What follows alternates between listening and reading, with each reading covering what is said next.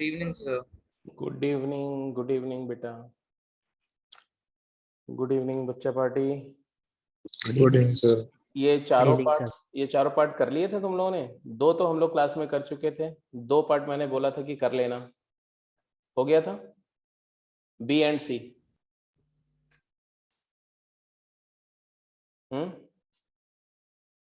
Did you find time? B और C करने का समय मिला तुम लोग को?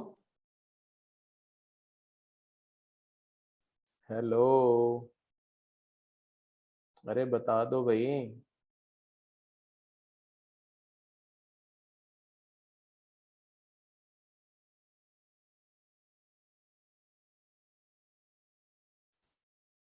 नहीं बताओगे? सीक्रेट बात है. चलो, सुकृत ने कर लिया सी पार्ट.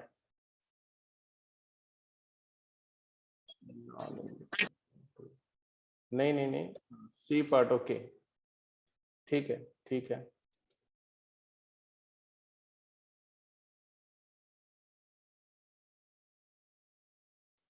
अच्छा, फंक्शन की टेक्सचुअल एक्सरसाइज में आप लोग कहाँ तक कर चुके हैं questions?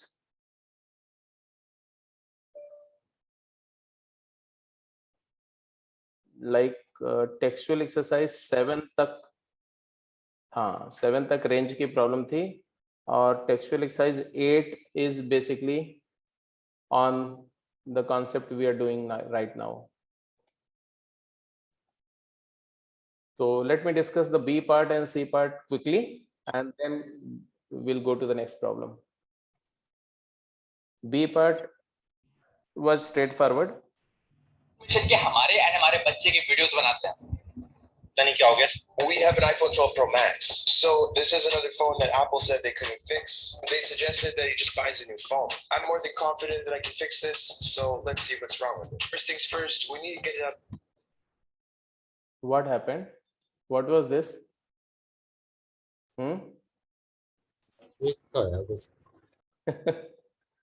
There was some documentary going on. on Airtel. Okay. Okay, ji.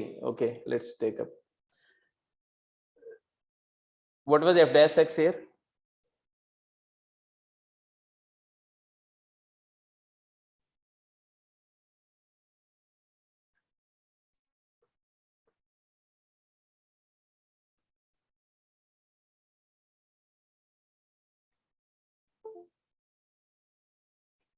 One second.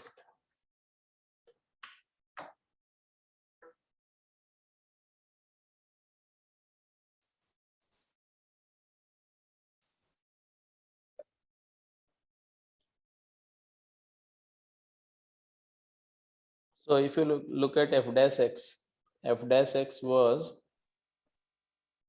6x square minus 12x minus 18, isn't it? Yes, sir. So it has a factor x square minus 2x minus 3. What is the factor? Sir, x minus 3 into x, X plus 1. minus 3 into x plus 1. That means the derivative is going to change its sign. The sign of derivative is not uniform. Minus 1 and 3 are the 2 points which are critical point. Derivative has this sign. So this function increases as well as decreases, both. So it is non-monotonic function. If a function is continuous and non-monotonic, then what do I say? If a function is continuous and non-monotonic, continuous and derivative changes its sign, that means if this function is Many one. many one function. It's a many one function. And cubic polynomial, what is the range of function? All real number. All minus real. infinity to infinity. Subjective. So it is onto. So many one onto. This was many one onto. This one B1. What about C? If you look at C part, if you simplify the function, because it contains mod, so you will take one condition, x is less than 0. When x is less than 0, mod x is minus x. Since mod x is minus x, so this become e raised to the power minus x minus e raised to the power minus x, so it is 0. But if x is greater than or equal to 0, then mod x is equal to x. and in that case the function becomes e raised to the power x minus e raised to the power minus x. So if you consider the first half of the domain, it is clearly a constant function. Do you agree? From minus infinity to 0, it's a constant function, and if it is constant function, definitely it's many one function. It is a many one function. Many one. What about onto or into? How to decide whether it is onto or into? ये function onto है या into है, ये जज करने के लिए हम क्या करेंगे? रेंज निकालना पड़ेगा. रेंज निकालने के लिए किसकी रेंज निकालनी पड़ेगी? सेकेंड पार्ट का जो फंक्शन है ना, इसकी रेंज निकालनी पड़ेगी. Means we will try to find out the range of the function e raised to the power x minus e raised to the power minus x. ध्यान से समझना. Where x is greater than equal to 0. जब उसका domain 0 से infinity है तो इसकी range क्या होगी? अब ये रेंज निकालने के लिए आपके पास बहुत सारे तरीके हैं. आप कैसे निकालेंगे आप पे डिपेंड करता है. कैसे निकाला आपने? इसकी रेंज कैसे निकाला? बोलो. सुकृत, तुमने फाइंड आउट किया इसकी रेंज?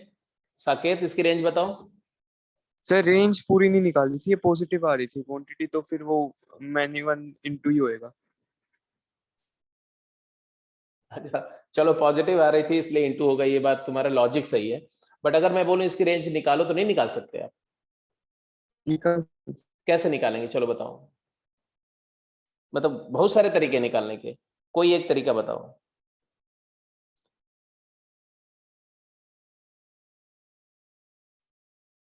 एक तरीका तो ये हो सकता है कि फंक्शन एक्सपोनेंशियल फंक्शन कॉन्टिन्यूअस होता है, तो sum and difference of exponential function continuous है. तो कॉन्टिन्यूअस तो है, बिल्कुल सही है, कॉन्टिन्यूअस है. अगर इसका मैं डेरिवेटिव फाइंड करूं तो y प्राइम क्या है? e raise to the power x plus e raise to the power minus x. तो it is definitely positive. AMGM से इसकी वैल्यू मिनिमम जो होगी वो 2 होगी. अगर ये पॉजिटिव है मतलब है कि फंक्शन इंक्रीजिंग फंक्शन है. फंक्शन इंक्रीजिंग फंक्शन है, उसका डोमेन है 0 से इंफिनिटी, और 0 से इंफिनिटी में अगर फंक्शन इंक्रीजिंग है, अप्लाई द फंक्शन, तो f of 0 less than equal to fx less than f of infinity. What is f0? 2? No, 0. f0 is 0. Hello, is that okay? अरे बेटा, इसको fx मान रहे हो ना, तो f0 लोगे तो क्या आएगा? e to the power 0 1 minus 1 is 0. f0 is 0. fx की वैल्यू तो fx ही है, और f इंफिनिटी क्या होगा जी? f infinity e raised to the power infinity minus e raised to the power minus infinity. It is infinity. इसका मतलब है कि इसकी रेंज क्या आई? 0 से इंफिनिटी जब इनपुट दे रहे हैं तो रेंज आ रही है 0 to infinity, और लेस देन 0 पर ये 0 है, मतलब फाइनली इसकी रेंज क्या आ रही है? फाइनली रेंज आ रही है क्लोज्ड 0 से infinity, which is a subset of Real number. and therefore it is into function. अगर इस फंक्शन को मुझे onto बनाना है तो हम कैसे डिफाइन करेंगे? Non negative reals. ओके. और अगर इस फंक्शन को बाइजेक्टिव बनाना है तो कैसे डिफाइन करेंगे? 0 closed से infinity to 0 closed to infinity. If you define the function like this such that fx is equal to e raised to the power mod of x minus e to the power minus x, then it is a bijective function.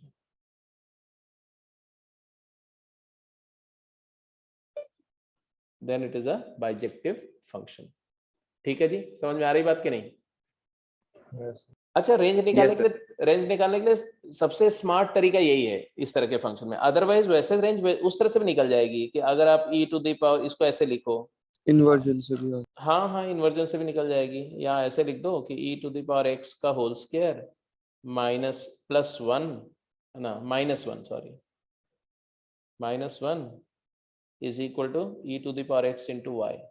So it is a quadratic. E to the power x square minus e to the power x into y and -1 equal to 0. So e to the power x में एक quadratic है, तो इस quadratic के लिए e to the power x की value हमेशा positive होती है, तो इसके रूट ग्रेटर देन 0, तो roots are greater than 0, at least one root is greater than 0, strictly greater than 0, तो वहां से भी रेंज निकल जाएगी। या आप e to the power x के लिए सॉल्व कर लो, फिर उस एक्सप्रेशन को पॉजिटिव होने की कंडीशन लगाओ, तो वहां से भी रेंज निकल जाएगी। तो there are many ways. Anyway, अच्छा एक और ऑप्शन है, ये फंक्शन ऑड है, ex minus e minus x odd function है। अगर इसका नेचुरल रेंज निकालना हो when the domain is real number, तो what will be the range? Minus infinity से infinity. Exactly. Go to the next question.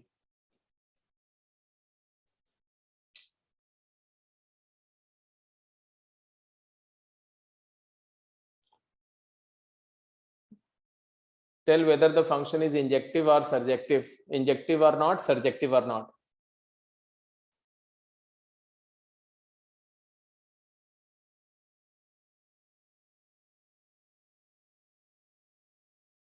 And if possible, you do it verbally.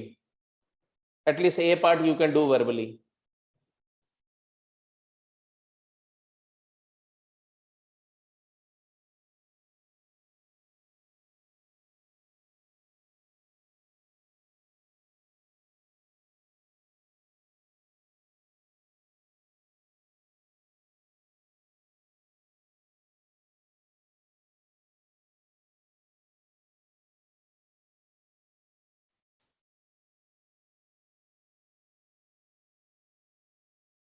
Function is defined real to real. What do you think? This function is continuous function or not?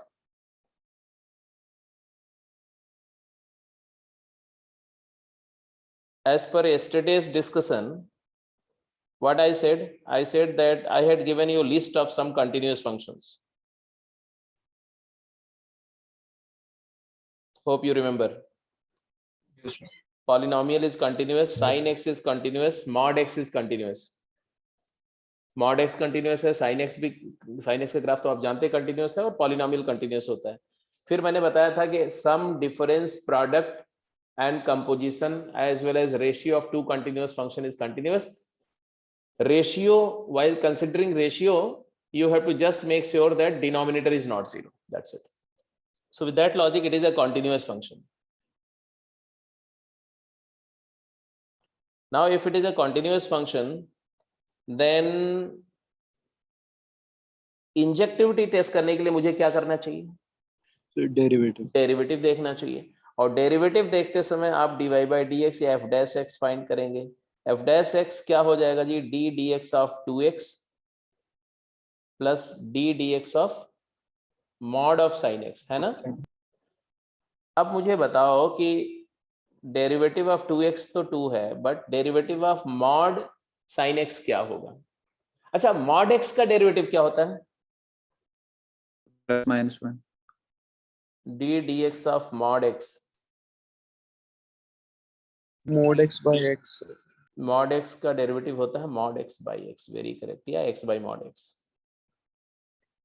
Because actually the derivative of mod x is 1 when x is positive and minus 1 when x is negative, and it is not defined when x is 0. At 0 mod x is not differentiable because 0 पर right hand derivative 1 है और left hand derivative minus 1 है, तो differentiable नहीं। अच्छा, ये जो function है, ये function nothing but mod x by x है या x by mod x है, इसलिए हम बोलते हैं कि d dx of mod x is mod x by x. So d dx of mod sin x is mod of sin x over sin x into cos x. derivative of sin x is cos x. Did you get it? What I did, what I followed basically composite function. Sin x को t assume किया, sin x को t assume किया, तो हमने इसको ऐसे लिखा d dt of mod t into dt by dx. So mod t का डेरिवेटिव t के रिस्पेक्ट में mod t by t हो गया, फिर t का डेरिवेटिव x के रिस्पेक्ट में cos x हो गया, and therefore your answer is what? 2 plus minus cos x. Agreed or not? Yes.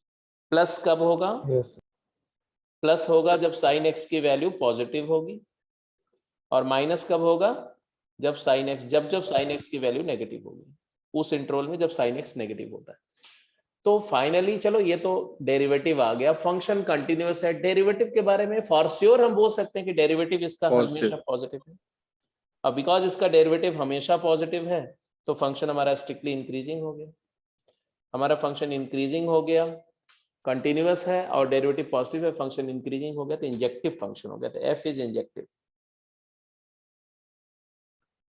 और आगे बात आई रेंज की बात। रेंज के बारे में आप क्या बोलेंगे? कैन यू से something about range? All real. Range is all real, very correct. What is your logic? Sir it is continuous, so minus infinity की वैल्यू डालिए प्लस इंफिनिटी की, तो it will tend to minus infinity and plus infinity only. ठीक है, there are many ways to argue. One is if you take x common, it is 2 plus mod of sin x by x. Now f infinity at infinity this quantity will tend to 0. मानते हो इस बात को कि नहीं? क्योंकि sin x का magnitude, numerator is a finite quantity between 0 to 1 and a finite number is divided by infinity, it is tending to 0. So this quantity is tending towards 0, this one. If this quantity is tending towards 0, then actually this f infinity will become 2 times infinity, that is infinity, and f of minus infinity will similarly go to minus infinity. And then the intermediate value theorem, है ना? By intermediate value theorem, what can I say? That the range of function is negative infinity to infinity. This is one argument, बिल्कुल analytical argument, ये सही है। But अगर इसको और थोड़ा लूजली आर्ग्यू करना होता तो हम ऐसे भी बोल देते कि भाई एक बात बताओ, 2x varies minus infinity to infinity, do you have any doubt? बोलो। Yes sir. मतलब डाउट है? नहीं है no sir, it varies minus infinity. And mod sine x is between 0 to 1. So something is varying from minus infinity to infinity and you are adding a finite number to it. So minus infinity added by finite number remains minus infinity and plus infinity added by finite number remains plus infinity, and therefore we can claim, तो मैंने ऐसे ही किया था। हाँ बिल्कुल सही किया था, 2x plus mod sin x also varies minus infinity to infinity. So this argument also is well placed. So this is okay. So हमारा फंक्शन कैसा फंक्शन हुआ भाई? ये बाइजेक्टिव फंक्शन हो गया. It is injective as well as surjective, so it is a bijective function. It is an invertible function. ये function तुम्हारा invertible हो गया, बट ये थोड़ा टिपिकल फंक्शन है. इन्वर्टिबल तो हो गया ये, लेकिन इसका इनवर्स फंक्शन नहीं लिख सकते. why we can't write inverse function for this function? Because जब फंक्शन बाइजेक्टिव हो जाता है तो उसको इनवर्स लिखने के लिए हम क्या करते हैं, 11th में थोड़ा सा बताया था मैंने कि x को y में कन्वर्ट करते हैं. y in terms of x को x in terms of y लिख जाते हैं और फिर x और y को इंटरचेंज करते हैं. तो x in terms of y यहाँ लिखना पॉसिबल नहीं, बिकॉज ये फंक्शन हमारा जो इक्वेशन है y in terms of x, ये एक ट्रांसेंडेंटल इक्वेशन है जिसमें ट्रिग्नोमेट्रिक और अलजेब्राइक दोनों फंक्शन यूज हो रहे हैं.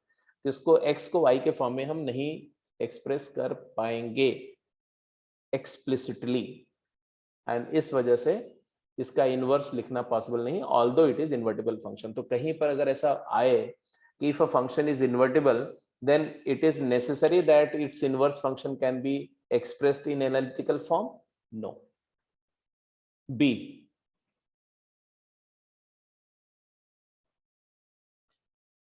Okay. Always remember that any rational linear function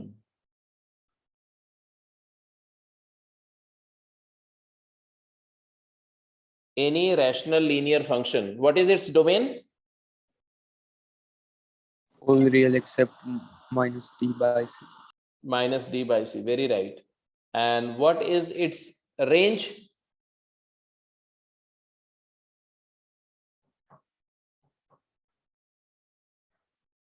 तो रेंज, ये जो फंक्शन तुम्हारा है ये सारी वैल्यू लेगा सिर्फ इंफिनिटी पर जो इसकी लिमिट आ रही वो वैल्यू नहीं लेगा। और what is the limit of this function at infinity? y when x approaches to infinity क्या होगा बताओ? BC by DA. क्या बोला? It is a A by plus C. b A by by x, हाँ ऐसे बोला करो ना, and c plus d by x, तो a बाई c, तो all real number except a by c, this is इस रेंज। क्यों मैंने ऐसा बोला? ऐसा मैंने क्यों बोला? Because such function which are called as rational linear function, they represent, hello, they represent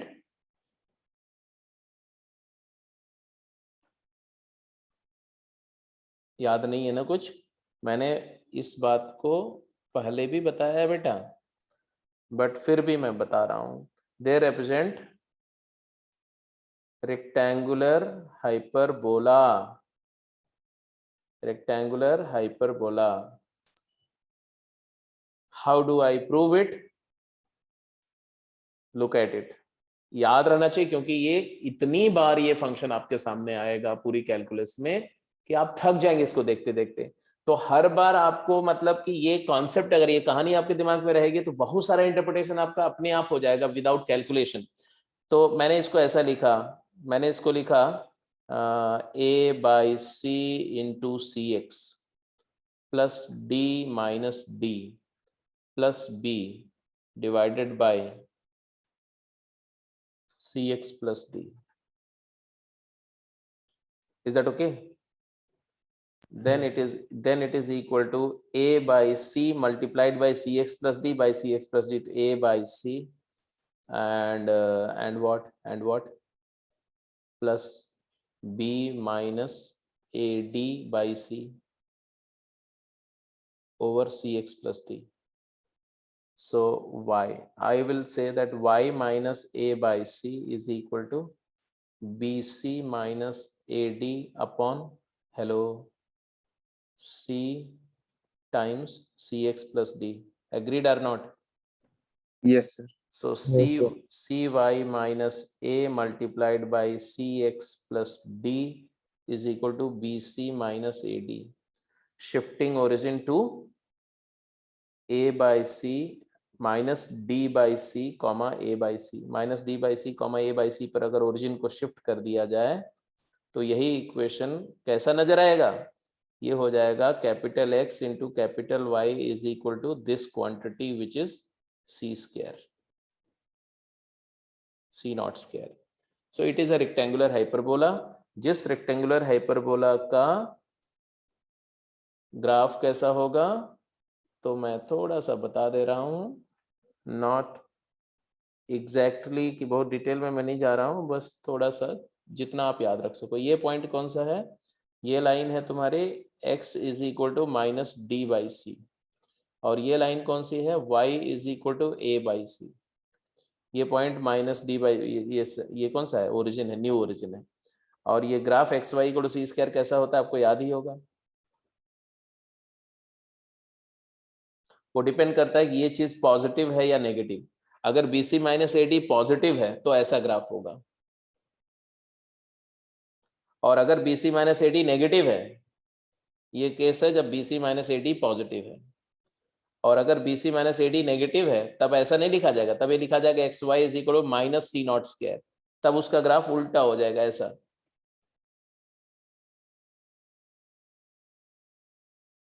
ऐसा.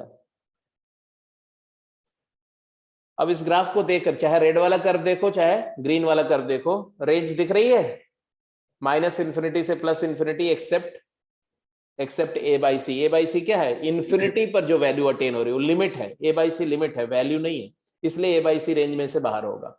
और डोमेन क्या है वो भी दिख रहा है, माइनस इन्फिनिटी से minus d by c open and minus d by c open से इन्फिनिटी, तो only minus d by c is missing.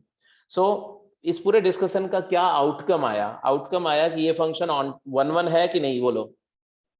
जैसे मैं अगर हॉरिजॉन्टल लाइन ड्रॉ करता हूं तो ये एक ही बार कट कर रहा है ना रेड कर्व को. Yes, sir. रेड वाले को भी एक ही बार कट कर रहा है और ग्रीन वाले को भी एक ही बार कट कर रहा है, तो ये इंजेक्टिव फंक्शन है, तो it is always injective function. अब ये चाहे एबीसीडी की वैल्यू कुछ भी हो साहब, ए कुछ हो, बी कुछ हो, सी कुछ हो, डी को, उससे कोई फर्क नहीं पड़ता, वो हमेशा इंजेक्टिव फंक्शन होगा।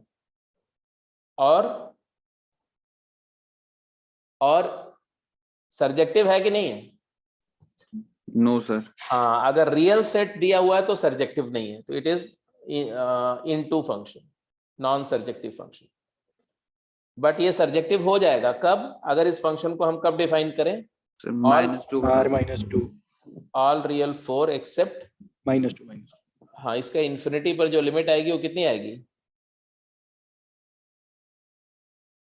Hello, -2 -2 real except -2। अब ये सर्जेक्टिव हो जाएगा। Now F is surjective. आगे से याद रहेगा, दो लीनियर फंक्शन का रेशियो हमेशा एक इंजेक्टिव फंक्शन होगा, because it represents a rectangular hyperbola and it is always into function if the codomain is considered to be real number, and out of those the real number, if that number which limit at infinity is removed, then it becomes onto function. So please keep this information, this is important. Going ahead, next question. Sorry. हाँ जी, जल्दी answer करो।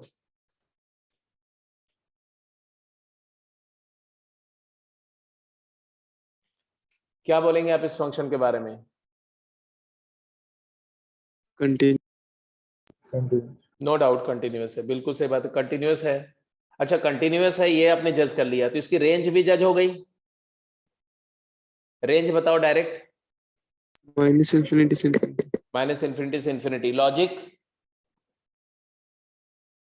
x³ -3 it is summation of two function, one is bounded, sin x is from -1 to 1 and this function is from -∞ to infinity. So if something is varying from -∞ to infinity and you are adding a bounded function, a finite number into it, the range will remain -∞ to infinity. So its range is all real number, -∞ to infinity. And it is injective or non-injective?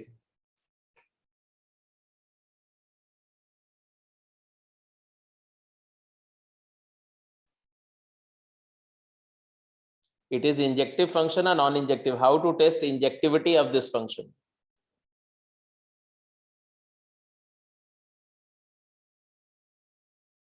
So by the derivative. हाँ, being a continuous function, you go by the derivative y prime. Y prime क्या आया तुम्हारा? 3x square plus 2x +3 plus 3 plus cos x. अच्छा जी, यहाँ पर मैं definitely ये लिख सकता हूँ, हाँ, 3x square plus 2x plus 2 plus 1 plus cos x लिख सकते हैं हम लोग। हाँ, okay. So now your argument shall be placed. हाँ, सुकृत ने बोला इंजेक्टिव है। बोलो बेटा, क्या आर्ग्यूमेंट है, जल्दी बताओ। This is a quadratic expression. Yes, a discriminant less than 0 है, तो सर ये तो पॉजिटिव है। A is positive and D is negative and therefore it is always positive. और यहाँ ऐसे बोल सकते हो कि इसका स्क्वायर कंप्लीट करके दिखा सकते हो कि अदर वे राउंड इसको। हाँ बोलो। सर पॉजिटिव भी और 2 से भी हमेशा बड़ा है, तो प्लस cos x करके भी पॉजिटिव है। कौन 2 से बड़ा? सर ये क्वाड्रेटिक है, इसकी रेंज सर कुछ 32। वो जरूरत ही नहीं बेटा, ये 1 plus cos x तो वैसे ही पॉजिटिव है ना, ग्रेटर देन इक्वल टू 0। ये वाला स्ट्रिक्टली पॉजिटिव है, ये 0 या पॉजिटिव है, तो दोनों का सम हमेशा पॉजिटिव होगा। वो जरूरत नहीं है 2 से बड़ा बोलने की, जरूरत नहीं। वैसे 2 से बड़ा ये कैसे बोल सकते हो? सर मैंने 1 हटा के मैंने अपने तरीके से 1 नहीं लिया था। अच्छा, 1 तुमने हटाया नहीं था? Yes sir. तो 1 हटाया नहीं था, तो कैसे तुमने जज किया कि 2 से बड़ा है? सर वो -d/4 है, तो याद ही है ना सर कि वो। अच्छा, okay, minimum value is -d/4 है, दैट यू कैलकुलेटेड। ठीक है, I got it. So injectivity है, it is injective function, continuous and therefore injective function. Injective है और on to भी है, तो bijective function हो गया ना, it is bijective function.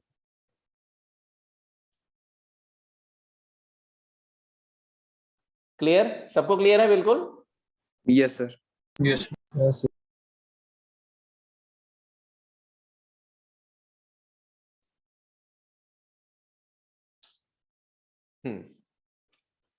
बोला गया test the injectivity and surjectivity of this function.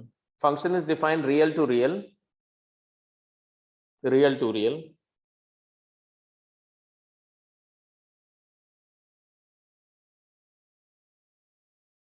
You have to let me its whether it is injective or not and whether it is surjective or not. अच्छा, injectivity और surjectivity में कौन ऐसा है जो आप जल्दी से बता सकते हो मेरे को? सर्जेक्टिविटी जल्दी से नहीं बता है सकते? सर, सब्जेक्टिव तो नहीं. सर्जेक्टिव नहीं है, एक वजह बोलो जल्दी से, क्विक. सर दोनों में नेगेटिव नहीं हो सकता. दोनों नेगेटिव. Fantastic, that's fantastic. यही चीज तो मैं चाहता हूं कि आप सोच सको. ठीक है, गुड. ये न्यूमरेटर जो है इसका d लेस देन 0 है and therefore always positive. Expression is always positive. और डिनोमिनेटर भी सेम है, d less than 0 always positive. इसका मतलब है कि fx is always positive. fx की वैल्यू नेगेटिव नहीं हो सकती, तो इसका मतलब है कि range is a subset of codomain, proper subset of codomain, and therefore it is into function. Although range निकाली जा सकती है, exactly range निकाली जा सकती है, ऐसा कुछ नहीं है.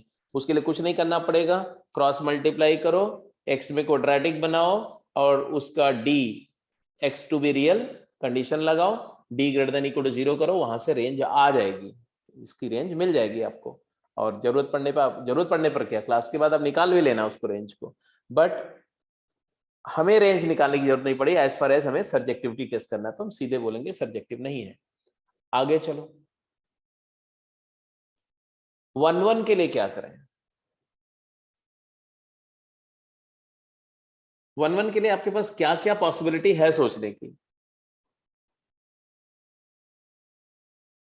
एक तो पॉसिबिलिटी वही है कि आप डेरिवेटिव निकालो और डेरिवेटिव का साइन देखो क्या है. But that is one possibility. Yeah, definitely when you find out the derivative you will see that the derivative changes its sign. many one. और वो many one हो जाएगा. बट उसके अलावा, क्योंकि वो तो एक लेंथी हो जाएगा ना, आप इसका डेरिवेटिव फाइंड करोगे तो what do you think? Won't it be a very simple expression? Denominator into derivative numerator, you get a cubic. Numerator into derivative denominator, cubic minus a. The numerator is a cubic expression. Factorize it and do all sort of things. ठीक है. हालांकि वो cubic expression अगर आएगा तो आप इसलिए भी बोल सकते हो कि क्यूबिक का एक रूट तो होगा ही होगा कम से कम, इसलिए डेरिवेटिव का साइन चेंज होगा. तो आप वहां भी आर्ग्यू कर सकते हैं कॉन्सेप्चुअली कि डेरिवेटिव का साइन चेंज होगा इसलिए ऐसा है. But there is a shortcut for this cases. देखो, एक बात तो समझ में आ रही बेटा कि इस किसी फंक्शन की मतलब ट्रायल एंड एरर है, ये एकदम श्योर शॉर्ट मेथड नहीं है, बट इट वर्क्स वेल. अगर किसी फंक्शन की एक वैल्यू मिल जाए और उसको हमें मेनी वन दिखाना हो, तो हम उस फंक्शन की वैल्यू को फंक्शन को उस वैल्यू से इक्वेट करके और x के लिए सॉल्व कर लें, और अगर x के 2 रूट हो जाए तो मेनी वन हो जाएगा. तो आप देखो, किसी भी फंक्शन की 0 पर वैल्यू निकालना बहुत आसान होता है. तो हमने बोला कि let us solve fx is equal to f0. What is f0? You can observe directly. f0 is half. And I want to write 2x square minus x plus 5 divided by 7x square plus 2x plus 10. Okay. Or I want to see that whether this equation has other root than 0. 0 पर तो ये equality hold कर ही रही है, लेकिन 0 के अलावा अगर x की कोई वैल्यू यहां से आ जाती है तो obviously we are done. 2x square means 4x square minus 2x plus 10 is equal to 7x square plus 2x plus 10, and therefore you will see 3x square minus 4x equal to 0, and therefore x into 3x minus 4 equal to 0, and therefore x has value 0 and 4 by 3. Therefore we end up proving that f of 0 is same as f of 4 by 3. Hello, are you getting my point or not? Yes, sir. And therefore it is many one function. So this is something which is going to reduce your length of answer and save your time. Otherwise, you write down the derivative and simply say that because denominator is positive, denominator square is positive, and in the numerator you get a cubic equation. Every cubic polynomial changes its sign. Therefore, derivative will change its sign. Being a continuous function, if the sign of derivative changes, then it has to be a many one function. So that argument also placed well. So अब मैं एक question आपको दे रहा हूं, उसमें आपको थोड़ा मतलब ऐसे ही कुछ क्लेवरली सोचना पड़ेगा, लेकिन आपको अपने आप करना है तुरंत जल्दी से.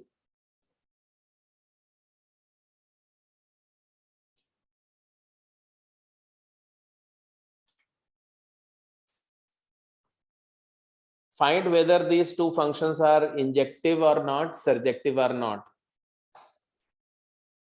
इसके ए में मेरे को डाउट हो रहा था क्योंकि इसमें वो नीचे वाला वो भी नहीं था, डिसकंटिन्यूअस था क्योंकि, तो फिर वो डेरिवेटिव से हो भी नहीं रहा. कौन सा वाला? ये कौन सा डिसकंटिन्यूअस था? ए पार्ट? नहीं सर, मतलब कि उसमें वो आ रहा था ना कि डिस्क्रिमिनेंट वो नहीं है लेस देन 0. इसके तो फिर भी आपकी अक्ल लगाने का स्कोप था, अक्ल लगाने का स्कोप था यहां पर भी, अभी भी है.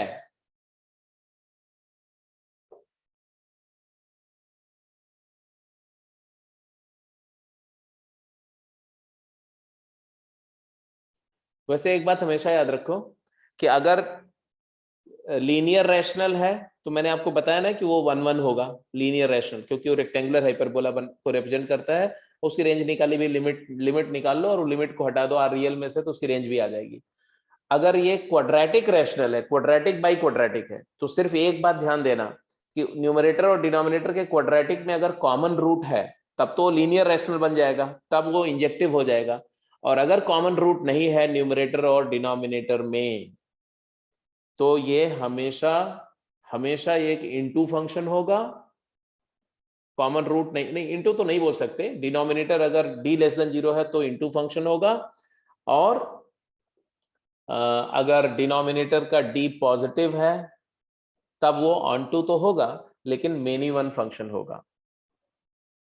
मेनी वन फंक्शन होगा अगर न्यूमरेटर और डिनोमिनेटर में कॉमन फैक्टर नहीं है तो. How do you argue? Argument क्या होगा? तो देखो वैसे वो पिछले मेथड से भी हो गया, पहला कि 0 और 42 पे सेम आएगी. बिल्कुल सही बात है.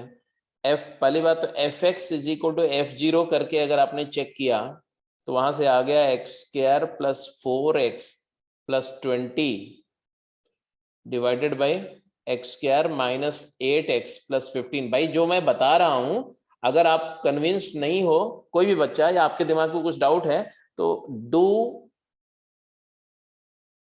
Express is equal to 4 by 3 0 पर वैल्यू, और फिर क्रॉस मल्टीप्लाई करो. देखो होगा क्या, 3 into 20 15 into 4, तो 60 विल गेट कैंसल्ड, एंड एक x में क्वाड्रेटिक बनेगा जिसका कांस्टेंट अब 0 होगा, तो दो रूट आने ही आने. तो यहां से 3x square plus 12x is equal to 4x square minus 32x. तो यहां से आ जाएगा x स्क्वायर माइनस कितना आया भाई, 44x, and therefore x into x minus 44. Please check it out. I may commit some calculation error.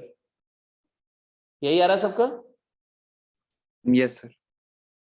इसका मतलब है कि f of 0 is equal to f of 44.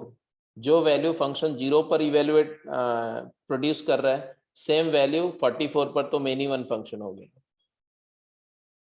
अच्छा मिनिमम फंक्शन हो गया, वो बात सही है। ये फंक्शन ऑन टू है कि नहीं, इंजेक्टिव तो नहीं है, नॉन इंजेक्टिव हो गया। ऑन टू है कि नहीं,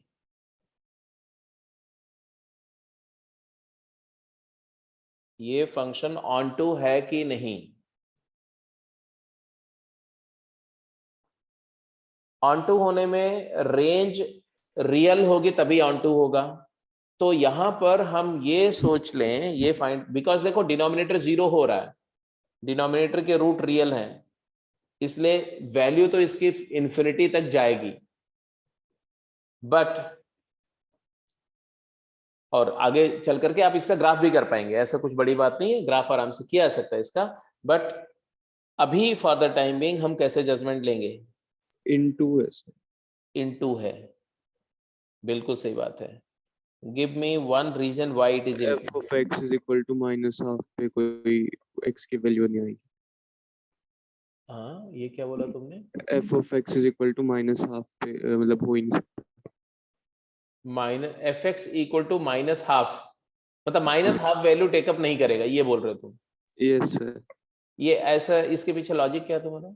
सर वो नीचे मतलब नीचे -8x है और ऊपर 4x है, तो मेरे को लगा कि अगर हम कुछ ऐसे मतलब वैल्यू देंगे जिससे लीनियर वाली टर्म्स कैंसिल हो जाए और स्क्वायर हमारा नेगेटिव आ जाए तो वहां से हो जाएगा। ओके, तुमने ऐसे सोचा। और वैसे आप ये f x equal to minus half तुम बोल रहे थे, तो इक्वल टू माइनस हाफ करके और सॉल्व करके आपने दिखा दिया होगा कैसा नहीं। यस इससे इससे भी कुछ आसान नहीं दिख रहा था तुमको? ये फंक्शन कभी जीरो वैल्यू नहीं ले सकता। जैसे वो था वो पिछले में भी था। नहीं, पिछला वाला तो ले सकता था, हाँ पिछला वाला भी नहीं ले सकता था, लेकिन ये नहीं ले सकता जीरो वैल्यू। क्यों? क्योंकि न्यूमरेटर इज ऑलवेज पॉजिटिव।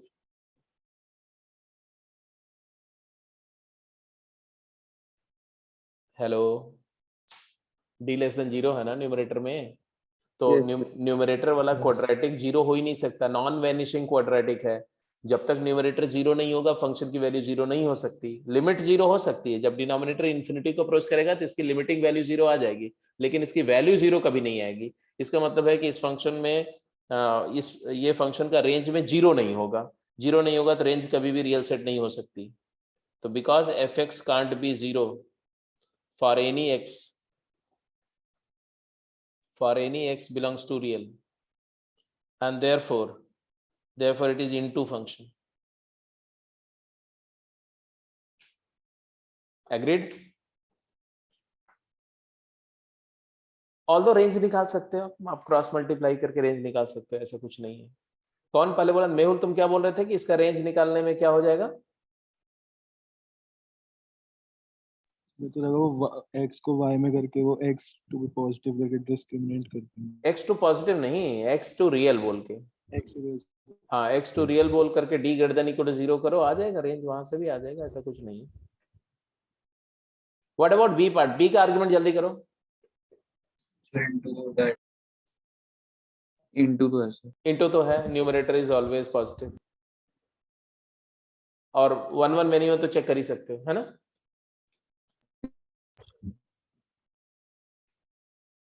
बोलो।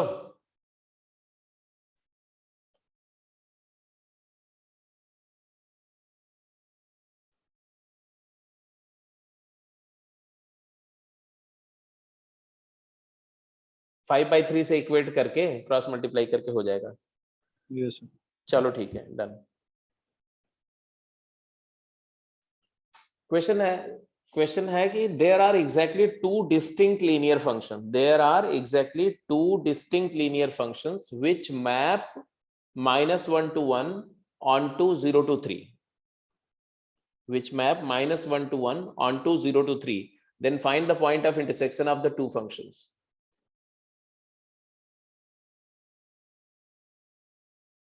There are exactly two distinct linear functions which map -1 to 1 onto 0 to 3. मतलब समझ रहे हो? मतलब ये है कि from -1 to 1 to 0 to 3, there exists exactly to bijective linear mapping, bijective linear mapping। Bijective मैंने क्यों बोल दिया, हालांकि क्वेश्चन में दिया नहीं हुआ था। लीनियर है तो 1 1 है, और ऑन टू बोल रहे हैं इसलिए ऑन टू है, 1 1 एंड ऑन टू है, इसलिए मैंने बोला बाइजेक्टिव लीनियर मैपिंग है। तो वो दोनों मैपिंग आपको बतानी है कि वो दोनों फंक्शन कौन से होंगे और उनका पॉइंट ऑफ इंटरसेक्शन क्या होगा। जल्दी बोलो कैसे आंसर करेंगे इस बात को।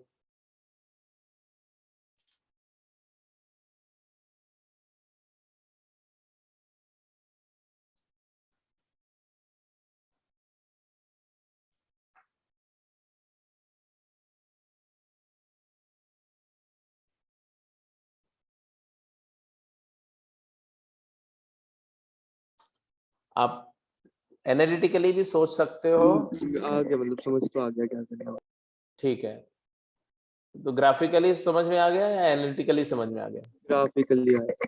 चलो ठीक है, ग्राफिकली आ गया तो ग्राफिकली पहले कंक्लूड कर लो, आंसर निकाल लो, फिर एनालिसिस भी हो ही जाएगी।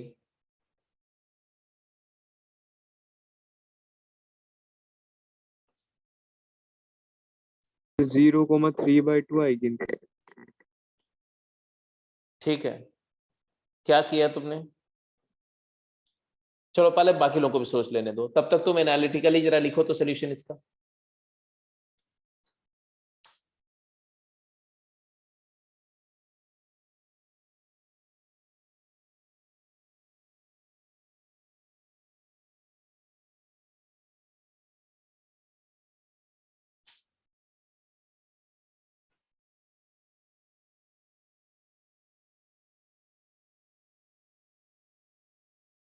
मैट्रिक्स डिटर्मिनेंट पे कितने लोग कुछ चैलेंजिंग क्वेश्चन चाहते हैं? भेज दो सर। Yes, sir, बिल्कुल। भेज दें? Yes sir. Yes. चलो ठीक है।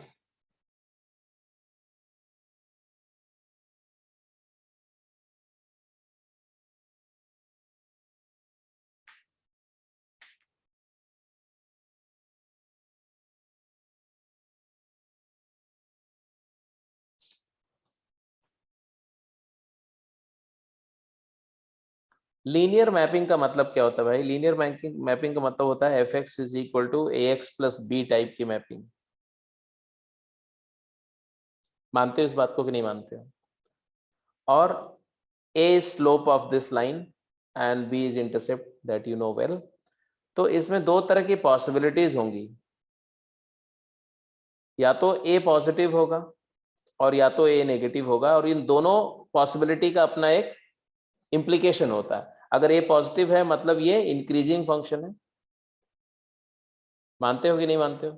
अगर ये नेगेटिव है तो एफ एक्स डिक्रीजिंग है। Is there any doubt regarding this? No. No. अब इतना हिंट मैंने दे दिया तो एनालिसिस वाला पार्ट कर सकते हो आप, दूसरे एनालिसिस वाला पार्ट। ठीक है, तो एनालिटिकली सोचने के लिए मैंने आपको रास्ता दे दिया। इसी तरह से बोल रहे हैं कि -1 से 1, ध्यान से सुनो, -1 से 1 ये डोमेन है, और 0 से 3 रेंज है। 0 से 3 रेंज है, ऑन टू है बेटा, इसलिए वो रेंज है। मतलब है कि ये जो फंक्शन है इसकी पूरी दास्तान, इसकी पूरी स्टोरी, इसकी पूरी कहानी इसी रेक्टेंगल में सिमट के रखी हुई है। इस रेक्टेंगल के बाहर इस फंक्शन का कोई अस्तित्व, कोई एग्जिस्टेंस नहीं है। Hopefully you know. ये 1,3 है और ये -1,3 है, और ये -1,0 है और ये 1,0 है। इसी में लाई करेगा क्या? एक लाइन है, एक लाइन सेगमेंट है, ये बोलो एक लाइन सेगमेंट है जिसका डोमेन होना चाहिए -1 से 1 और रेंज होनी चाहिए 0 से 3। और ऐसे सिर्फ दो ही पॉसिबिलिटी हो सकती है कि अगर फंक्शन इंक्रीजिंग, अगर स्ट्रेट लाइन पॉजिटिव स्लोप की है तो यहां से स्टार्ट होगी और यहां खत्म होगी। बोलो हाँ या ना? Yes, sir. क्योंकि अगर ऐसा नहीं हुआ, अगर इसके बजाय किसी और पॉइंट से स्टार्ट हुई, राइट से स्टार्ट हुई, तब तो डोमेन ही नहीं कवर होगा। और अगर ये ऊपर कहीं यहां से स्टार्ट हुई तब तो कोई नीचे वाली वैल्यूज रह जाएंगी। तो नीचे वाली वैल्यू रह जाएंगी। तो उसको हमेशा इसी कॉर्नर से स्टार्ट करें, मतलब इस रेक्टेंगल का डायगोनल ही हो सकता है। और दूसरा केस कौन सा हो सकता है बोलो? डिक्रीजिंग दूसरी वाला केस, diagonal। ये दूसरा वाला डायगोनल हो सकता है। तो बस यही दो डायगोनल के केसेस हो सकते हैं। और ये दोनों डायगोनल्स का इक्वेशन आप डायरेक्ट लिख सकते हो जी, 2 पॉइंट फॉर्म में लाइन का इक्वेशन। स्लोप क्या है? 3/2, y is equal to 3/2x, और इंटरसेप्ट ऑब्वियसली मिडिल पॉइंट पर आएगा, यहाँ पर 3/2 पर। 2 पॉइंट फॉर्म में लिखोगे तो भी यही आएगा। और ये वाला डायगोनल का इक्वेशन क्या आएगा बोलो? स्लोप इज -3/2, -3/2, और इंटरसेप्ट तो वही आएगा। So these are the only two functions possible. If you have any trouble, any doubt, you can ask again. I'll explain. If there is no doubt, just tell me how to get the same answer using mathematical analysis without referring to graph.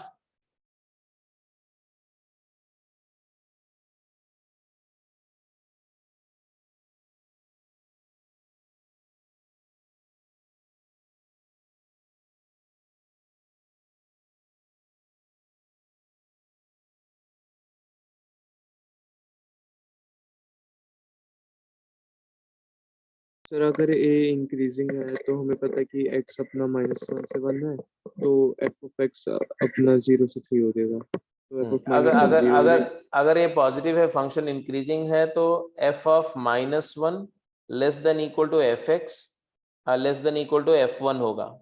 -1 पर value minimum होगी, और वो क्या होगी? b minus a, less than fx less than f1, मतलब b plus ए। तो यहां से हमें, बिकॉज रेंज ये आ गई ना, रेंज इस फंक्शन की आ गई b माइनस ए से स्टार्ट करके b plus A, but range आनी क्या चाहिए? b माइनस ए इसकी मिनिमम वैल्यू 0 होनी चाहिए, और b प्लस ए 3 होनी चाहिए। तो ऑब्वियस सी बात है कि b इक्वल टू a आ गया, और 2a इक्वल टू 3, तो a इक्वल टू 3/2 आ गया। तो इसमें आपके अपने आप आ गया, फंक्शन हमारा हो गया y is equal to 3/2 times x plus 1। इसी तरह से इस केस में जाओ, फंक्शन डिक्रीजिंग है, तो फंक्शन ऑपरेट करोगे, इनइक्वालिटी रिवर्स हो जाएगी।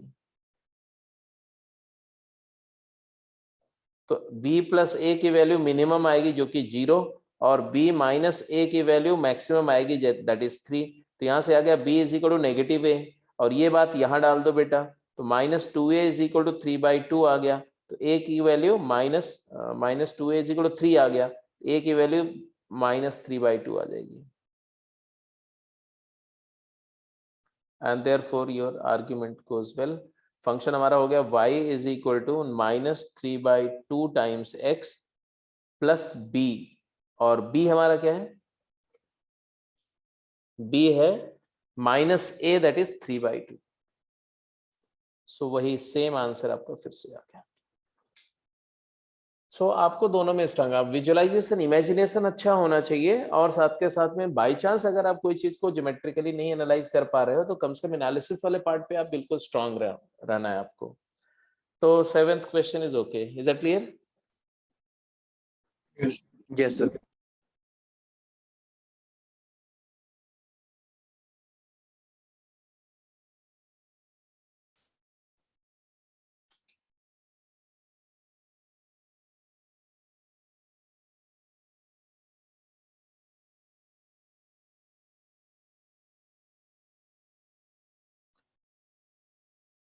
अगर कोई मैट्रिक्स है m/n ऑर्डर का,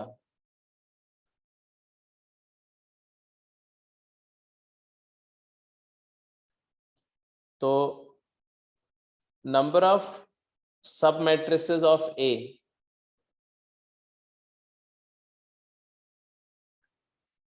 how many sub matrices of A will be there? I think we have discussed this in class.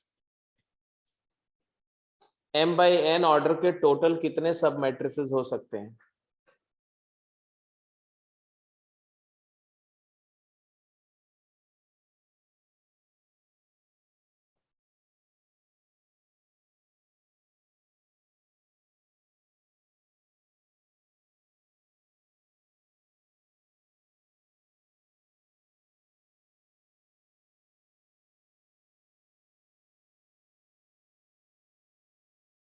m into n. What is submatrix? A submatrix is obtained by deleting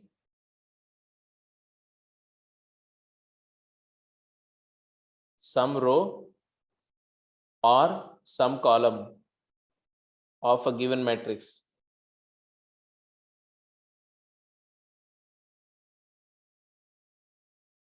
मतलब आप किसी matrix की एक रो delete कर दो या दो रो delete कर दो या एक कॉलम डिलीट कर दो, दो कॉलम डिलीट कर दो, दोनों नहीं कर सकते रो और कॉलम?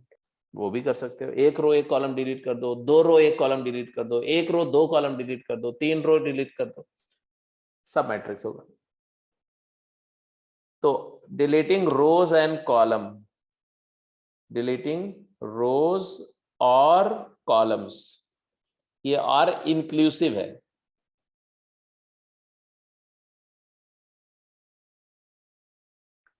सो क्या क्या रोज को डिलीट करने की क्या क्या पॉसिबिलिटीज है?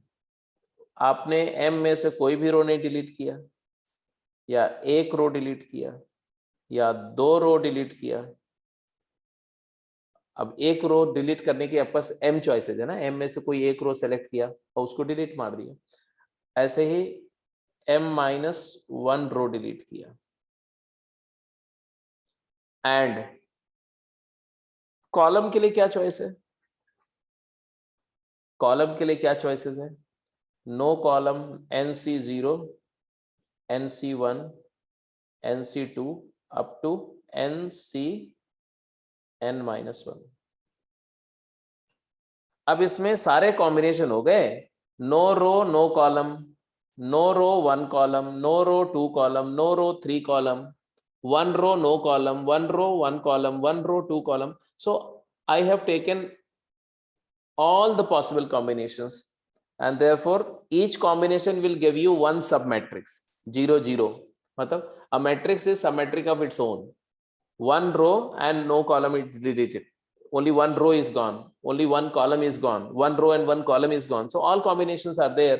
So it is actually 2 raised to the power m-1 into 2 raised to the power n-1। याद रहेगा?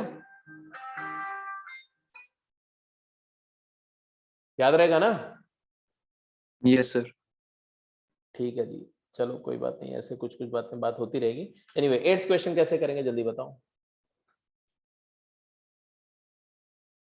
Test the injectivity and surjectivity of this function.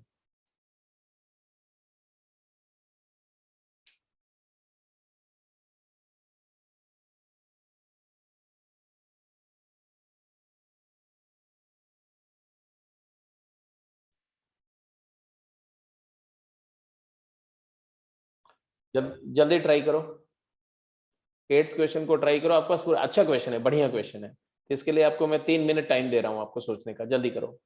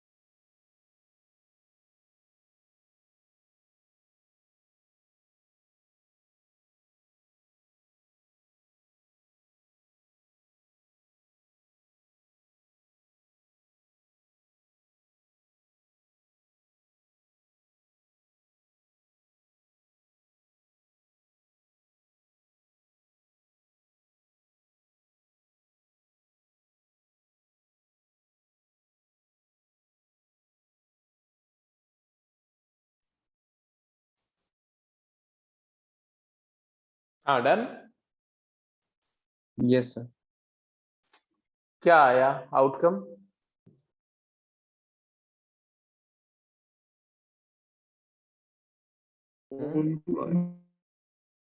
हाँ क्या आया? ऑन टू ऑन टू और 1 1 or many 1?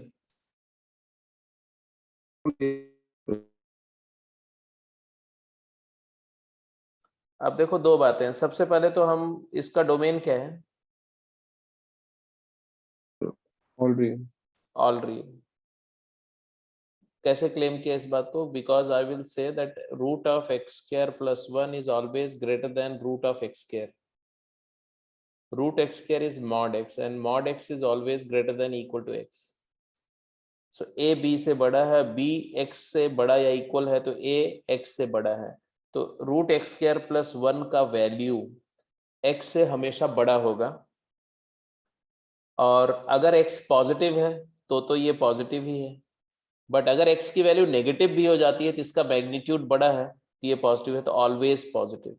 कितने लोगों को ये आर्ग्यूमेंट समझ में आ गया? बिल्कुल क्लियर है? कह दिया। अच्छी बात है. अगर ये हमेशा पॉजिटिव है मतलब डोमेन ऑल रियल हो गया. डोमेन ऑल रियल हो गया. अब बात आती है कि ये फंक्शन कंटिन्यूअस है कि नहीं है. तो ये वाला कंटिन्यूअस फंक्शन है, पॉलिनोमियल है. मैंने बताया था कि क्वाड्रेटिक फंक्शन कंटिन्यूअस होगा, रूट कंटिन्यूअस है तो उनका कंपोजिशन ये भी कंटिन्यूअस फंक्शन है. तो दोनों का सम भी कंटिन्यूअस फंक्शन है. लॉग भी कंटिन्यूअस फंक्शन है तो कंपोजिशन ये कंटिन्यूअस फंक्शन भी है.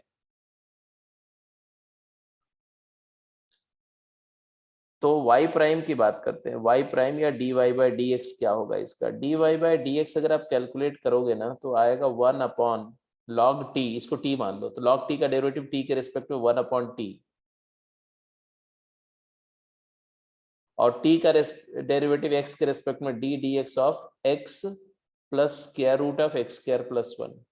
क्या आया जरा बताओ मुझको? Sir 1 upon root x square plus 1 आता है फाइनली. ये 1 plus x upon root x square plus 1 आ जाएगा.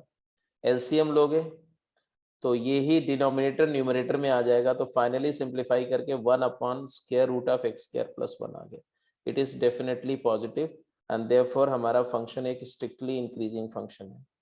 तो continuous and derivative positive and thus increasing मतलब इंजेक्टिव फंक्शन हो गया. और इसी से हमें ये भी पता चल गया कि इसका रेंज क्या होगा. कैसे पता चला इसका रेंज क्या होगा? तो माइनस इन्फिनिटी से इन्फिनिटी ये फंक्शन वेरी कर रहा है.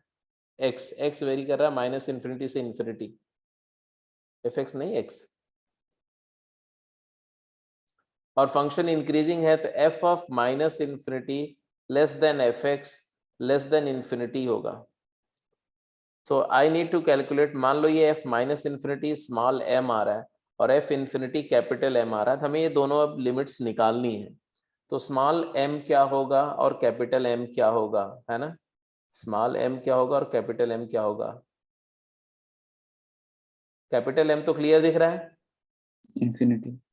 Capital M is equal to limit x approaches to infinity log of x plus square root of x square plus 1. तो ये log infinity is infinity and therefore it is infinity. But small m क्या होगा ये थोड़ा interesting है. Minus infinity. कैसे? Sir क्योंकि law के अंदर की जो वैल्यू है इट विल टेंड टू 0. ये कैसे क्लेम कर सकते हो कि 0 को टेंड करेगी? Sir root x square plus 1 plus x है ना और एक्स टेंड करा माइनस इंफिनिटी. तो सर जब रूट एक्स स्क्वायर प्लस 1 है वो इंफिनिटी से सर थोड़ा सा टेंडिंग टू 0 वाला बड़ा होगा. मान लो थोड़ा सा बड़ा हो. मान लो टेंडिंग टू 0 कैसे बोल सकते हैं आप? क्या पता वो 0.1 बड़ा हो तो? सर प्लस रूट इंफिनिटी का स्क्वायर प्लस 1 है ना. हाँ तो रूट एक्स स्क्वायर तो एक्स ही आ जाएगा. और उसमें 1 का जो 1 क्वांटिटी उसका रूट ऑफ 1 जैसा कुछ एक्स्ट्रा हो जाएगा. तो सर पर 1 इंफिनिटी के सामने तो कुछ भी नहीं है. भाई वो इन्फिनिटी वाला पार्ट तो इन्फिनिटी वाले से कैंसिल हो जा रहा है यार. अंडर रूट एक्स स्क्वायर और एक्स दोनों तो सेम ही इन्फिनिटी हुए ना। सर पर +1 भी तो है, उसको इग्नोर होना कर सकते हैं, मतलब इसीलिए तो मैं बोल रहा हूँ कि अंडर रूट एक्स स्क्वायर वाला एक्स के साथ कैंसिल हो गया और 1 वाला बच गया, तो 1 आ गया डिफरेंस। पर सर वो होगा तो सर वो कुछ तो होगा, 0 से 0 को 10 तो करेगा वो। मान लो log 1 हो गया, 0 हो गया, तो हो सकता है 0 आ जाए। नहीं सर, log 1 तो नहीं। एनीवे चलो भाई, देखो ये बात तो कंफर्म है, यहाँ ट्रबल है। देखो ये मतलब ये अच्छी प्रॉब्लम है एनालिसिस की, ऐसा नहीं है कि इतनी सिंपल सी बात है, हालांकि इतनी डिफिकल्ट बात भी नहीं है। तो तुम ये निकाल रहे हो, तुम log of x plus under root of x square plus 1। अब under root x square plus 1 की बात करो तो वो एक्चुअली ऐसा है, अगर आप under root x square plus 1 को लिखो तो ऐसा लिखोगे mod x times root of 1 plus 1 by x square. ठीक है जी, that is mod x times 1 plus 1 by x square की पावर हाफ। और इसका एक्सपेंशन आप जानते हो, इसका एक्सपेंशन भी लिखना आप जानते हो, 1 plus n x plus n into n minus 1 by 2 x square, ऐसा बहुत कुछ लिख सकते हैं। तो मॉड x तो एक टर्म आएगा ना, mod x into 1 mod x, ये मॉड x वाला ये x के साथ कैंसिल हो जाएगा, x प्लस मॉड x 0 हो जाएगा। उसके अलावा जो टर्म रहेगा वो टर्म अल्टीमेटली हमें ये दिखाना है कि वो टर्म हमेशा ही हमेशा 0 होगा। और आई थिंक आप दिखा सकते हो 0 होगा, है ना, क्योंकि x into 1 by x square वो भी 1 बाई एक्स का रेंज होगा, अगला वाला 1 बाई एक्स क्यूब होगा, अगला वाला 1 बाई एक्स 5 होगा, तो सारे इन्फिनिटी एक जीपी जैसी बन जाएगी और उसका सम आप 0 दिखा सकते हो। इसका मतलब है कि लोअर वैल्यू इस पूरे एक्सप्रेशन की इन माइनस इन्फिनिटी पे जो वैल्यू होगी 0 होगी, log 0 माइनस इन्फिनिटी होगा। This is one way of analysing. I put forth a very simple तरीका, not going to this rigorous binomial analysis. I will say that okay B S, जरा इसको ध्यान से देखो, क्या मैं इसको ऐसे लिख सकता हूं कि नहीं? It is 1 upon under root of x square plus 1 minus x.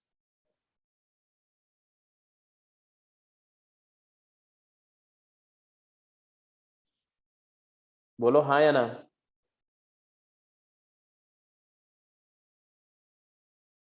Yes sir. Yes, क्योंकि ये जो डिनोमिनेटर में मैंने लिखा और ये क्वांटिटी दोनों का प्रोडक्ट 1 है। जब दो नंबर का प्रोडक्ट 1 है तो दोनों एक दूसरे के रेसिप्रोकल होती है, इसलिए मैंने पहली क्वांटिटी को 1 अपॉन दूसरी क्वांटिटी लिख दिया। अब अगर x को माइनस इन्फिनिटी ले जाओ तो डिनोमिनेटर इन्फिनिटी नहीं हो रहा है, इन्फिनिटी माइनस माइनस इन्फिनिटी, तो ये इन्फिनिटी प्लस इन्फिनिटी का फॉर्म है, that is infinity. 1 by infinity is 0 और log 0 इज, ये पूरी क्वांटिटी क्या हो रही है, ये पूरी क्वांटिटी 0 पॉजिटिव हो रही है ना।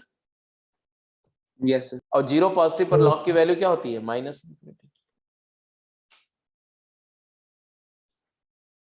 हेलो, एग्रीड, कोई डाउट तो नहीं है? No sir. तो हमारा रेंज आ गया, क्या रेंज आ गया, range of function is minus infinity to infinity, और इंजेक्टिव भी था सरजेक्टिव भी हो गया, देयरफॉर सरजेक्टिव भी हो गया, और इंजेक्टिव सरजेक्टिव मतलब बाइजेक्टिव फंक्शन हो गया। और बाइजेक्टिव फंक्शन अगर होने का मतलब ये इन्वर्टिबल फंक्शन हो गया। इसका इनवर्स लिख सकते हो, इसका इनवर्स कैसे लिखेंगे? इसको हटा दो, ये जो जितना मैंने एनक्लोज किया इसको क्लोज कर खत्म करो।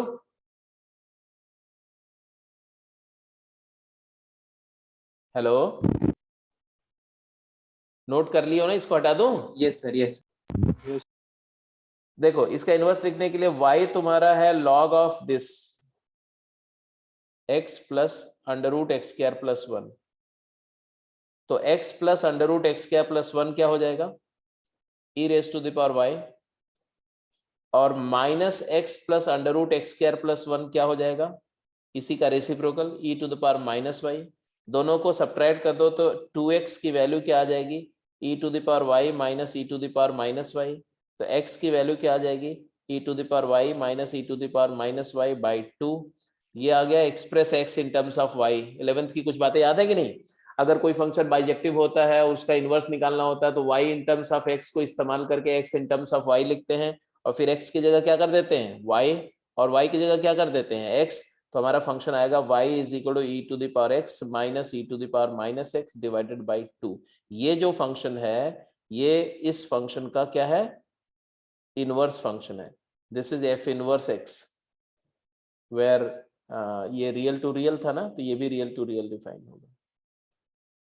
तो इनवर्स फंक्शन हमें पढ़ना है आगे, ऐसा नहीं, ये तो जस्ट क्योंकि 11th में हमने थोड़ा बहुत डिस्कशन किया हुआ है, इसलिए मैंने बताया कि देखो जब एक बार आपने बाइजेक्टिविटी कर ली कि फंक्शन 1 1 ऑन 2 है, मतलब वो by uniform and bijective function हो गया, and bijective functions are invertible function.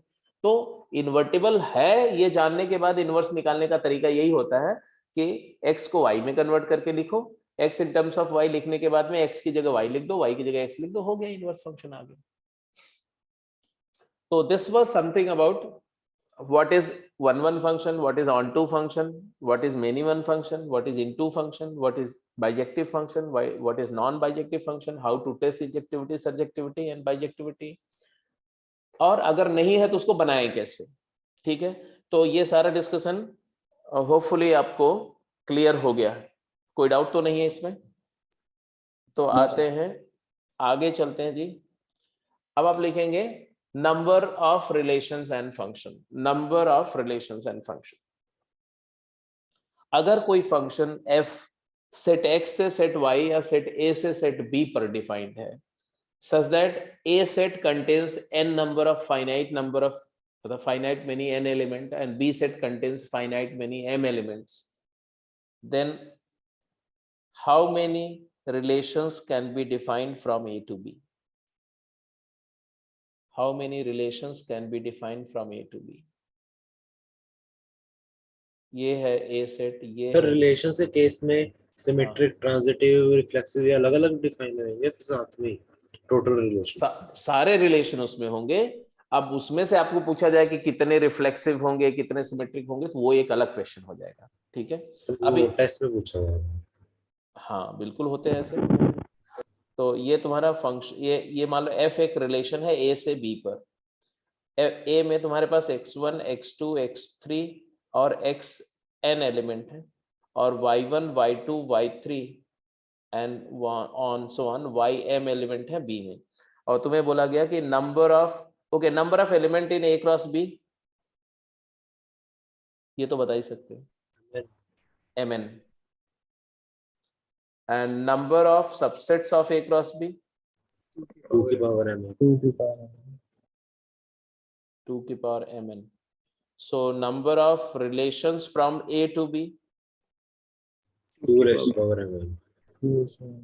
every subset from a of a cross b is a relation. So number of relations f defined from a to b is equal to 2 raised to the power mn. Number of functions from a to b,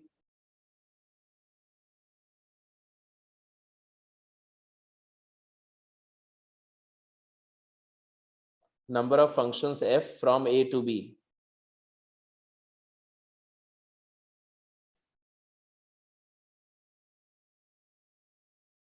a set से b set पर total कितने functions होंगे?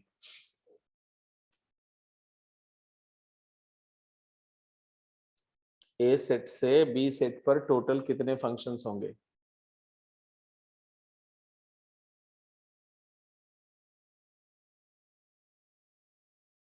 To की power mn by 2.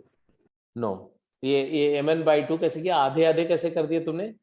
मतलब धक्के लग हैं? ऐसे ही ऐसे ही बेटा, तुक्के भी जो है दिमाग लगा के लगाए जाते हैं, ऐसे नहीं लगा दिए जाते। अच्छा, फंक्शन और रिलेशन में फर्क क्या होता है? रिलेशन तो कैसे भी मैपिंग कर दो, फंक्शन के लिए क्या है? फंक्शन के लिए 1 to 1 and 1 to, हाँ, मतलब every element here has to be mapped, और no element can be mapped at 2 case with 2, 1 many नहीं होना चाहिए, और सारे यहाँ कोई एलिमेंट छूटना नहीं चाहिए। तो फंक्शन का मतलब देखो, number of function from A to B is equal to number of ways of placing n apples to m baskets? बोलो हाँ या ना? Yes sir. क्योंकि आप इसमें दोनों कंडीशन फॉलो हो रही है। जब आप एप्पल्स को, मान लो मेरे पास में ये सारे एप्पल्स हैं, these are the apples, and those are the baskets, containers, okay, boxes. And when I say that keep these apples into boxes, means what? Means one apple cannot be assigned to two boxes. This is very obvious. If you are distributing apples into baskets, then one apple cannot be assigned simultaneously to two baskets. That means one many to ho nahi sakta. And no apple to be left out. All the apples are to be distributed. इसका मतलब है कि it is a bijective problem. Counting the number of function is same as counting the number of ways you can place n number of objects into m number of containers. How many ways you can do it? You have done in permutation combination. First apple can be placed in how many ways? M ways. M. Number of container to the power number of object मैंने बोला था, याद रखना. Number of container to the power number of object, क्योंकि container में object ऊपर से डालते हैं, ऐसे नहीं डालते. ये बात मैंने 11th में बताई थी. Anyway, अभी याद रखो, x1 can be mapped in how many ways? x1 can be mapped in m ways. And x2 can be mapped in how many ways? M ways. क्योंकि two of them can be mapped to same basket. दो Apple को एक ही basket में डाल सकते हो. And x3 can also be mapped in how many ways? M ways. So each object, each pre-image can have m number of different ways of mapping. Therefore, answer is m into m into n. How many times? N times. N times. m की power n ways. ठीक है जी. यहां से एक बात और prove हो रही है. वो क्या प्रूव हो रहा है? यहां से एक बात प्रूव हो रही है कि xn जो है ना, xn भी m वेज से मैप होगा. And therefore x1 and x2 and x3, क्योंकि किसी को छोड़ नहीं सकते आप, xn मैप्ड इन m into m n times हो जाएगा, तो m की पावर n हो गया. यहां से एक बात प्रूव हो रही है कि m की पावर n की जो वैल्यू है, ये हमेशा 2 raised to the power mn से लेस होगी या इक्वल होगी, बड़ी नहीं हो सकती. रीजन, ये इनइक्वालिटी हमने एक प्रूव कर दिया. फंक्शन में हमेशा नंबर ऑफ रिलेशन सबसेट होएगा. हाँ, क्योंकि उससे डिफाइन होते हैं. हाँ, क्योंकि सारे रिलेशन फंक्शन नहीं होते हैं. ठीक है, तो कोई न कोई रिलेशन ऐसा होगा जो फंक्शनल नहीं होगा. तो नंबर ऑफ, और सारे फंक्शन रिलेशन होते हैं बट सारे रिलेशन फंक्शन नहीं होते हैं, इसलिए number of function is always less than the number of relations for a given codomain and domain. चलो जी, नंबर ऑफ फंक्शन भी बता दिया. अब आप मुझे बता दो number of one function, number of injective function. m into m minus 1 से लेके ऐसे m minus n plus 1. Injective मतलब होता है 1 to 1 ना, एक Yes. को एक में डालना है. इसका मतलब है तुम्हारे पास m नंबर ऑफ प्लेसेस पर n नंबर ऑफ ऑब्जेक्ट को परम्यूट करना है. एक प्लेस पर एक ऑब्जेक्ट रखना, परम्यूटेशन. जैसे ऐसे बोलते हो ना कि कितने तरीके से n पर्सन m सीट्स को ऑक्यूपाई कर सकते हैं. m factorial by m minus 1 factorial, m minus n factorial. MPN है ना. m में से n प्लेसेस सेलेक्ट करो, m में से n चूज करो प्लेसेस, और वो सेलेक्टेड n प्लेसेस पर n ऑब्जेक्ट को n फैक्टोरियल वे से अरेंज कर दो. आंसर आ जाएगा MPN. Agreed? Yes sir. Actually answer आएगा MPN कब? जब m की वैल्यू n से बड़ी या इक्वल हो. अगर m की वैल्यू n से छोटी हो गई तो आंसर आ जाएगा 0. जैसे आप बोलो कि ए सेट में अगर 4 एलिमेंट है और बी सेट में 3 ही एलिमेंट है तो नंबर ऑफ इंजेक्टिव फंक्शन हो ही नहीं सकते, तो 0 हो जाएंगे। और वैसे भी एमपीएन की वैल्यू भी 0 हो जाएगी फैक्चुअली, अगर आप एम छोटा कर दो और एन बड़ा कर दो तो। Anyway, number of injective function आ गया, तो number of non injective function क्या आ गया? Number of non injective function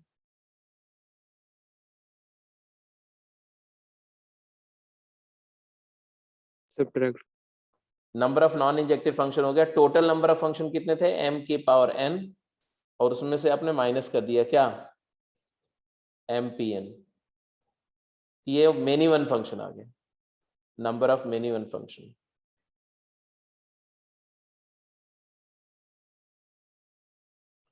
तो इनइक्वालिटी में एक कहानी और आ गई कि m की पावर n जो है वो 2 की पावर mn से छोटा है, और mpn जो है, mpn ये m की पावर n से छोटा है, इक्वल है। तो ये सब जो इनइक्वालिटीज आप क्रिएट कर रहे हो, इसका प्रूफ करने का सबसे आसान तरीका यही है जो आप आर्ग्यूमेंट दे रहे हैं।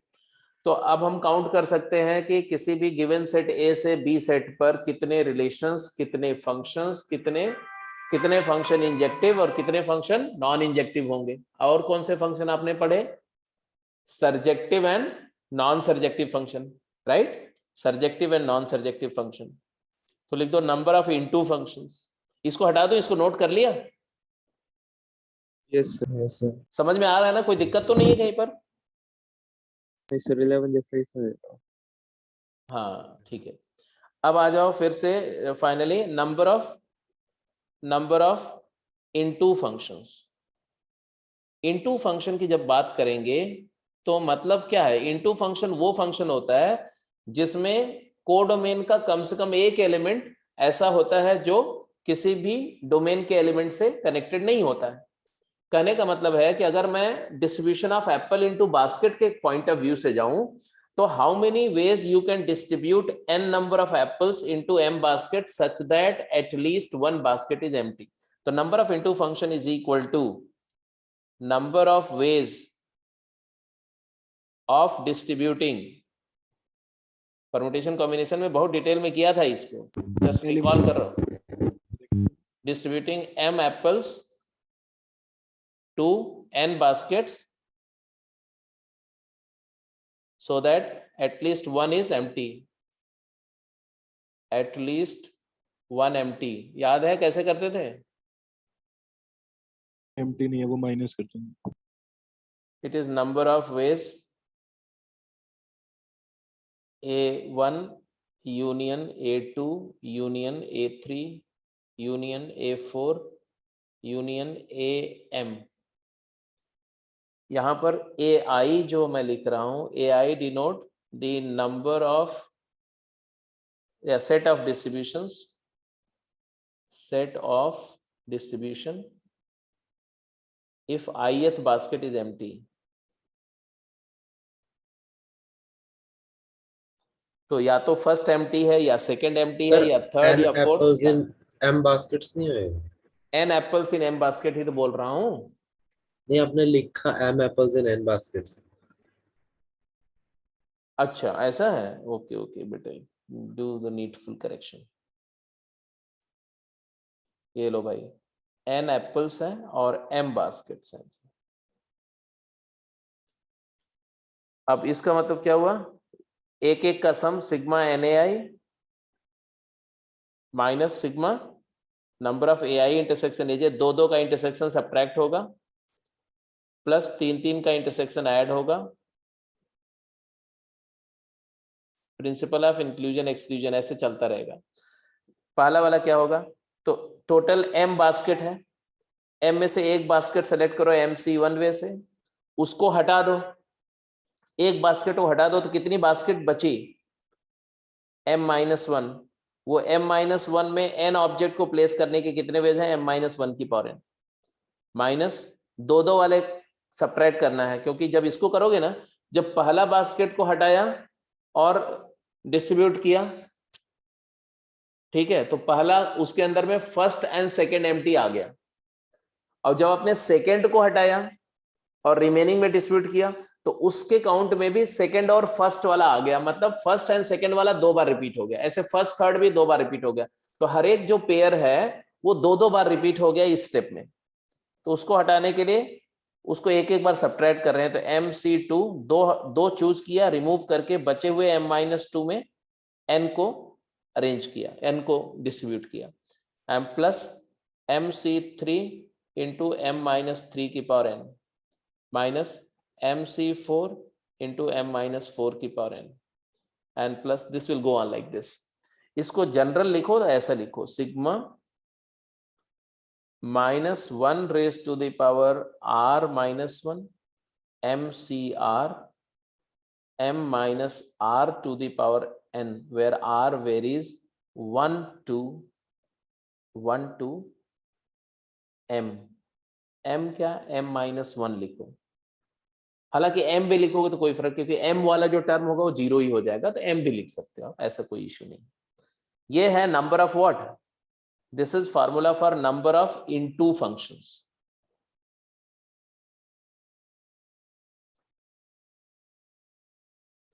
और number of onto function क्या होंगे वो भी यहीं पर लिख सकते हो। अब नंबर ऑफ ऑन टू तो आप लिख ही सकते हो ना, number of onto function होते हैं, ये एटलीस्ट 1 एम्प्टी है, तो टोटल में से एटलीस्ट 1 एम्प्टी वाले हटा दो तो नो एम्प्टी वाले केस हो जाएंगे, मतलब ऑन टू हो जाएंगे। तो it is equal to total number of functions, total कितने फंक्शन थे, m की पावर n फंक्शन थे, minus number of onto into functions. तो ये आ जाएगा तुम्हारा m की power n minus summation this -1 की power r-1 MCR m minus r to the power n, r varies 1 से m। अब जरा इसको देखो, इसको m की पावर n को हम ऐसा लिख सकते हैं, ध्यान से देखो, सिग्मा -1 की पावर r-1। अच्छा ये माइनस को अंदर ले जाओ, यहाँ पर प्लस कर दो और ये -1 की पावर r कर दो, इसको चलेगा ना, -1 अंदर मल्टीप्लाई करने के बाद में -1 की पावर 1 बढ़ा दो, r कर दो। तो इसको लिख सकते हैं हम, बाहर वाले m की पावर n को लिख सकते हैं -1 की पावर r इंटू, बोलो MC0 और m-0 की पावर n, लिख सकते हैं कि नहीं इस वाले टर्म को। तो ये r0 वाला केस हो गया ना, r इक्वल टू 0 वाला केस हो गया जस्ट। तो इसी को दोनों को मर्ज कर दो तो फाइनल आंसर ऐसा आ जाएगा, फाइनल आंसर आ जाएगा sigma -1 raised to the power r MCR m minus r to the power n, where r varies 0 to m। ये फार्मूला जो आया ये number of onto function का फार्मूला। तो किसी भी फाइनाइट सेट A से फाइनाइट सेट B पर कितने रिलेशंस, कितने फंक्शंस, कितने उसमें से 1-1 होंगे, कितने मेनी वन होंगे, कितने इनटू होंगे, कितने ऑन टू होंगे, वो सारे काउंट करना आपको मैंने डिस्कस किया। अब आप क्या करेंगे, वो एक्सरसाइज 7 रेंज के सारे क्वेश्चन जो बचे हुए हैं वो सब कर जाओ, एक्सरसाइज 8 के सारे क्वेश्चन कर जाओ, ठीक है। और उसके बाद में मुझे सारे डाउट शेयर करो 7 और 8 के। और आपको सर टेस्ट के डाउट शेयर करे थे आपने, सर बताए। बेटा मैंने अभी नहीं देखा है, अभी आज मैं देखूंगा। इसे बहुत पहले करे थे। कौन से टेस्ट के डाउट जी? फंक्शंस का फर्स्ट टेस्ट आया था। फंक्शन का? यस सर, फर्स्ट टेस्ट जो आया था उसमें डाउट थे क्या? यस सर, नहीं मतलब कुछ क्वेश्चंस के आंसर गलत थे तो वो चेक कर मेरे को भी लगा उसमें, तो फिर मैंने आपको भेज दिया था। यस सर, काफी मैं नहीं भेजा सर। चलो उस समय actually I was not well, तो मैंने हो सकता है स्किप कर गया हूँ, तो मैं देखता हूँ उसको, ठीक है सर, उसको देखता हूँ मैं। अभी तुम्हारा टेस्ट, अगला टेस्ट कब है?